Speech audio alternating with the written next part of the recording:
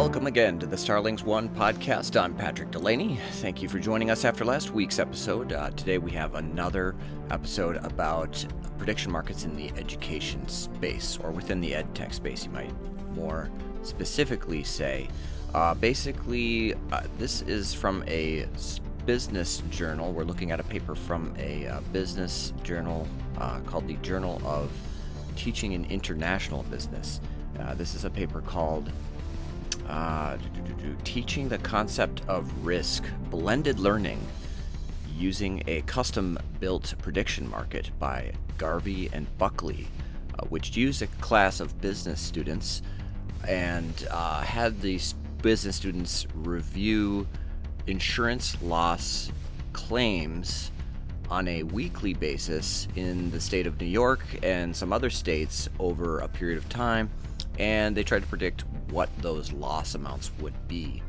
I thought what was some interesting takeaways for me personally within the study, as I listened to it and then listened to the podcast, the AI podcast engine, go through it, and then later kind of read through it a little bit more, was just this concept of some of the strengths and weaknesses of risk mitigation itself, and also data literacy. This idea that you should probably look at the data if you're really going to forecast something, and you should probably figure out what other types of data are out there in the world that might become weak signals or indicators that could give you an edge over other competitors in the classroom. And so there was just one other thing I wanted to note about this study that made it particularly interesting to me. I've engaged in prediction markets for fun on the side, as I've mentioned in this podcast a few times already, and it really spoke to me, this concept of becoming interested and engaged in a particular topic that maybe I never would have thought that much about before, but being put into a competitive setting makes you read just that much more deeply, look into it that much more, and this paper kind of goes over that, how they saw their students become engaged, which was also a theme that we saw in last week's episode 7, I believe it was. Hopefully I'm getting the numbers right of the episodes, but anyway, just check our list of episodes and look for last week, using prediction markets in teaching engineering students. Anyway, I thought this paper was interesting. Hope you find it interesting as well. Thanks a lot for listening. Oh, hey, and I almost forgot. Jump on over to starlings.one for more information. Check out all of our different socials. And you can also check out our completely open source and MIT licensed prediction market called Social Predict. If you just search Social Predict on GitHub or just Google or whatever way you want to find it online. You know how to find things. Just search Social Predict, prediction market. All right, great. Thanks. Enjoy the episode. Welcome back, everybody, to another deep dive. Today, we're going to be looking at risk. Oh, yeah. And we've got a really interesting study here all about prediction markets. Yeah. It's not just the concept of prediction markets. Right. But this study actually looks at how they can be used as a tool for teaching. Yeah, that's what makes this one so cool. Yeah. They didn't just read about it in a textbook. They actually built one. Wow. Called the Insurance Loss Market, or ILM for short. Catchy. And they used this to help students in a risk management class experience uncertainty firsthand. So you're thrown right in. Yeah, exactly. Like it. Just learn by doing. It's a good way to learn, for sure. Mm-hmm. And I think that's something that we all deal with, right? It's not just like financial experts on Wall Street. Absolutely. Every decision we make has an element of risk to it. Right, yeah. Big or small. Yeah. So the insights here, I think, could apply to just about anyone. Totally. Before we get into the ILM, though, Sure. Maybe we should take a step back and just make sure everybody listening is on the same page about what a prediction market actually is. Yeah, great idea. So how would you explain that to someone who's never heard of it before? Well, imagine like a regular market, but instead of trading goods or stocks, Okay. you're trading predictions about future events. Okay, so that's like betting. Kind of like betting, Yeah. but the goal is accuracy. Gotcha. It's not just about winning money. Right. You're trying to be the most accurate in your predictions. Right. So, like, if Let's you're be- good at predicting, you'll win. Yeah, exactly. Gotcha. And because you're tapping into the collective wisdom, all the opinions of everyone who's participating. Okay.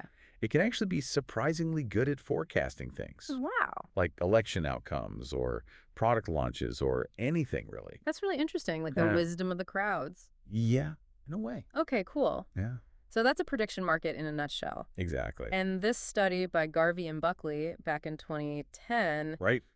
they created the ILM. For their risk management class. Yeah.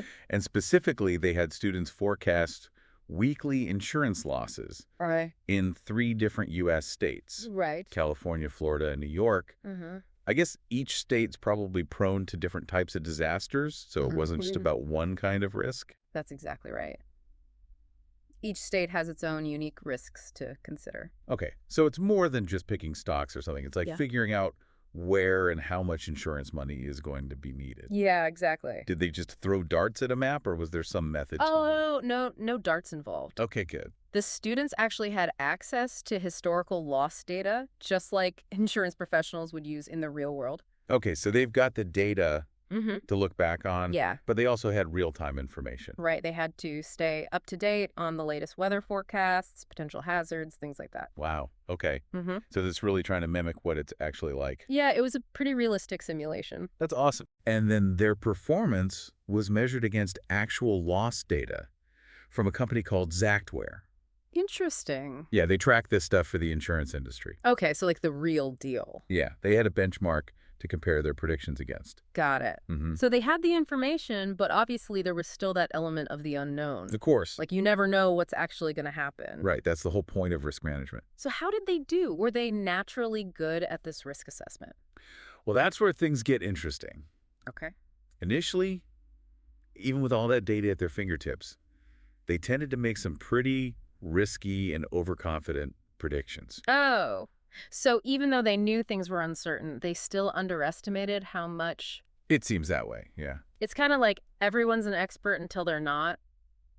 That's a good way to put it. So what happened as the class went on? Did they just keep making the same mistakes over and over again? Well, no, actually, that's what's so fascinating about this study. Their behavior actually started to change as they got feedback on their predictions week after week. Okay, so they're getting like grades and stuff. Yeah, and they could see how their predictions stacked up against reality. Okay. So instead of concentrating all their risk capital. Risk capital. Yeah.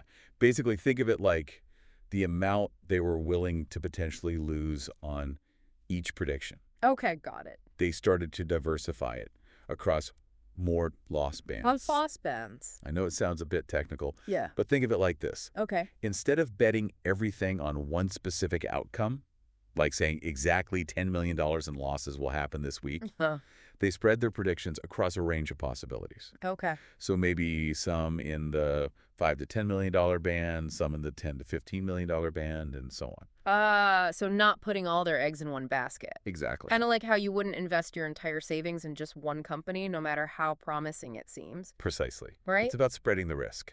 And just like with a diversified investment portfolio, spreading those predictions actually led to better overall performance in the ILM. Interesting. The students who diversified the most ended up doing the best. So there's a lesson there. Definitely. Yeah, so far so good. They had the data. Yep. They made some mistakes. Learned to spread their risk. Right. But why should we care about this? That's the big question, isn't it? Most of us aren't insurance professionals. True. But here's where the study's findings go beyond just finance. No. Okay. What the ILM demonstrates is the power of experience and feedback in improving our decision-making, Okay. even when things are uncertain. That makes sense. And that applies to just about everything we do. Yeah, for sure. It's a life skill. Pretty much. Yeah, so it's not just about having the information. It's about knowing how to apply it. Right. How to react when things don't go as planned. Exactly. It's that feedback loop that's so important. Right. The ILM provided that for the students. Let them see the impact of their choices and then adjust and try again. Like learning to ride a bike, you need those wobbly moments. Exactly. You got to fall a few times Exactly. to really get it. So going back to those top performers for a second, Sure. were they just like naturally good with numbers or did they have some secret sauce? That's a great question. And the study actually looked into that. Okay. It wasn't just about being a math whiz. Okay. The top performers actually became more active and engaged in the market over time. What does that look like in practice? Like, were they just making more predictions, or is it something more? It was more about the quality of their engagement, not just the quantity. Okay. They were constantly analyzing new information, Mm. reevaluating their positions, and adjusting accordingly. So they weren't just setting it and forgetting it? No, they were staying flexible. Like a surfer adjusting to the waves. Exactly. They were factoring in those real-time updates Okay. and really understanding that risk is dynamic. It's always changing. Yeah, it's not static. The study mentions a big snowstorm in New York. Oh, yeah. During the simulation, did that throw people off? It did for some. Yeah.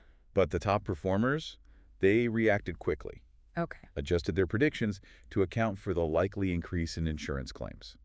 Wow. So they were thinking ahead. Yeah, they were connecting the historical data to what was happening in the moment. So it's not just about the numbers themselves, but about understanding the bigger picture. Absolutely, and that's a valuable skill no matter what you're doing.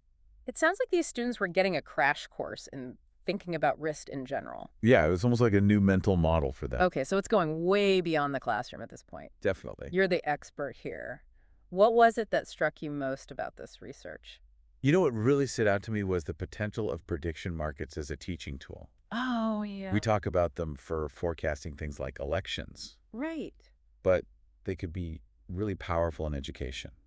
Interesting. I hadn't thought about it that way. It's a way to make learning more active. Yeah, instead of just passively reading a test book, you're actually making predictions, getting feedback, Exactly. learning from your mistakes. It makes complex topics like risk assessment and diversification more intuitive and engaging. It's almost like a game, but with real-world lessons. Exactly. You always hear that experience is the best teacher, but this study really puts that to the test, It does, and in a safe environment. which is important. Yeah. Students can learn from their successes and their mistakes without any real-world consequences. This has been so insightful. I'm glad you're enjoying it. I feel like I've learned so much about how to approach decision-making in a more informed way.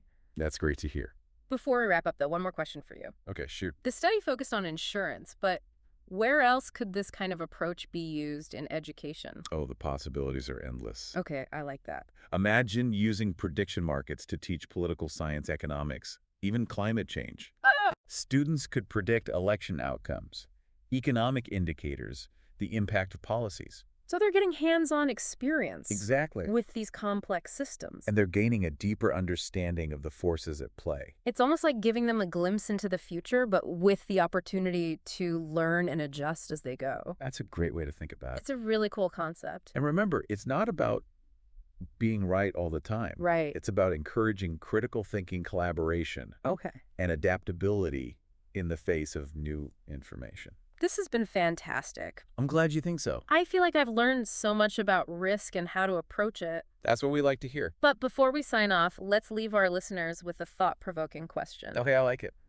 We've talked about how the students in this study learned from their mistakes and adapted their strategies. Right? But what can we as individuals do to cultivate that same adaptability and resilience in our own lives? That's a great question to ponder. It's something to think about for sure.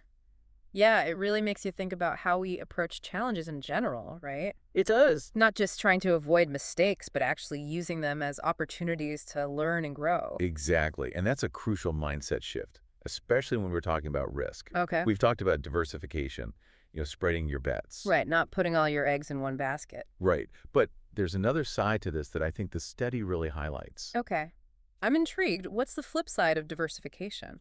Well, it's not so much about danger, Okay. but about recognizing that diversification isn't just a passive strategy. Okay. It still requires active decision-making and a willingness to adapt as new information comes in. So you can't just diversify and then just sit back and relax. Right, exactly. Yeah. You still need to be paying attention, reevaluating your choices as the situation changes. So you're still steering the ship. Exactly. Yeah. You've got the foundation, Yeah. but you still need to navigate. I like that analogy. It's like having a well-balanced meal, but also knowing when to indulge in a treat now and then. Okay. Yeah, that makes sense. Diversification gives you that solid base, but there's always room for calculated risks and adjustments. Based on your goals and what's going on around you. Precisely. This kind of ties back to what we were discussing earlier about the human element of risk. Yeah. It's not just about the numbers themselves, it's about how we interpret them, how we react emotionally. Absolutely. And that's where experience and feedback become so valuable. Okay. ILM gave those students a chance to develop that intuition, to Yeah. learn how their own biases and emotions could influence their decisions. It's like they were training their risk muscles, That's a great way to put it. getting better at reading the signals and adjusting their approach. Yeah, and that kind of training, that ability to balance data with intuition is crucial, not just in finance, but in life. So if we had to boil it all down, what's the biggest takeaway for our listeners today? What's the one thing we want them to remember from this deep dive? That's a good question. I think this risk is an inherent part of life. Okay. It's always going to be there, Yeah. but it's not something to be feared. Okay. It's something to be understood, managed, and even embraced. I like that. It could be a powerful tool if you know how to use it. Well said so. By understanding the principles of risk, by diversifying our choices, and by learning from our experiences, we can navigate uncertainty with more confidence and achieve better outcomes. Exactly. It's all about empowering yourself. And who knows, we might even have some fun along the way. Absolutely. A little bit of risk can make things more interesting. Thanks for joining us on this deep dive into risk and prediction markets. It's been a pleasure. It's been a fascinating exploration. I always enjoy these conversations. Me too. Until next time, stay curious and keep exploring. And don't be afraid to take a few risks along the way.